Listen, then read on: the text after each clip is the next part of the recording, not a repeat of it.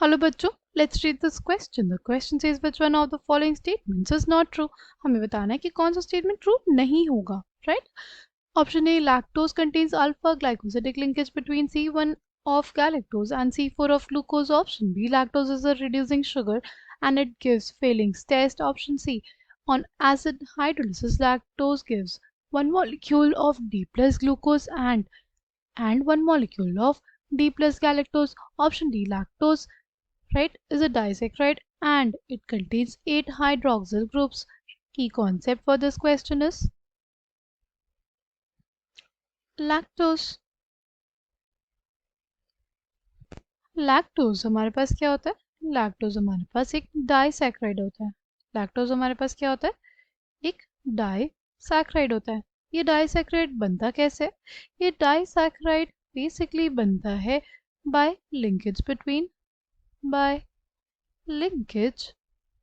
Between two monosaccharides units. It is formed due to linkage between two monosaccharide units through oxygen atoms.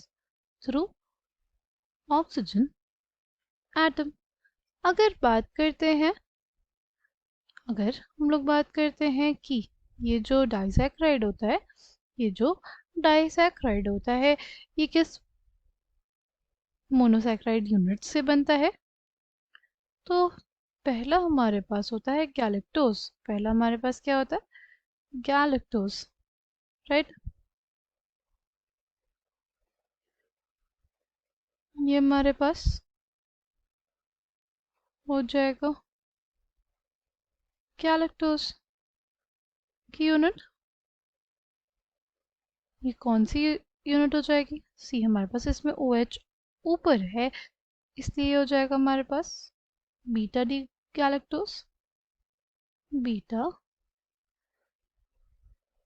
D galactose, right? अगर बात करते हैं ये किससे जुड़ा रहता है?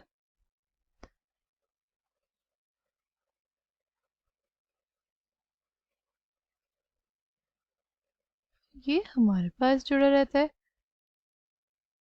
ग्लूकोज से। किससे जुड़ा रहता है? ग्लूकोज से, ठीक।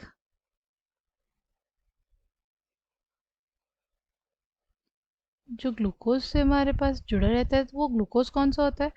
वो ग्लूकोज होता है बीटा डी ग्लूकोज, राइट? ये दोनों ही क्या होती है? बीटा यूनिट्स होती है। इस वजह से हमारे पास इसमें बोलेंगे हम लोग बीटा ग्लाइकोसिडिक लिंकेज प्रेजेंट है। इसमें क्या प्रेजेंट है? Beta glycosidic linkage, right? Glycosidic linkage होती क्या है?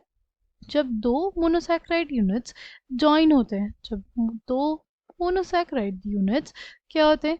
जॉइन होते हैं बाय ऑक्साइड लिंकेज। देखो ऑक्सीजन की वजह से लिंकेज है।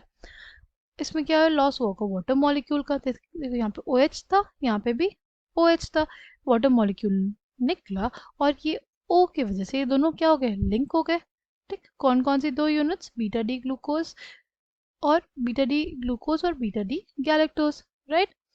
नाउ अगर बात करते हैं lactose is a reducing sugar and gives Fehling's test. ये स्टेटमेंट करेक्ट है बिकॉज यहाँ पे इसके पास क्या है? फ्री हाइड्रोक्सिल ग्रुप है जो क्या बना सकता है? जो हमारे पास एल्डिहाइड ग्रुप में कन्वर्ट हो सकता है। अगर ये एल्डिहाइड ग्रुप में कन्वर्ट हो जाएगा तो हमारे पास ये रिड्यूस कर देगा किसको? फेलिंग सॉल्यूशन को। अगर ये फेलिंग्स को रिड्यूस कर देता है तो हम लोग बोलेंगे क्या? हम लोग बोलेंगे कि ये एक रिड्यूसिंग शुगर है। क्या है? रिड्यूसिंग शुगर है।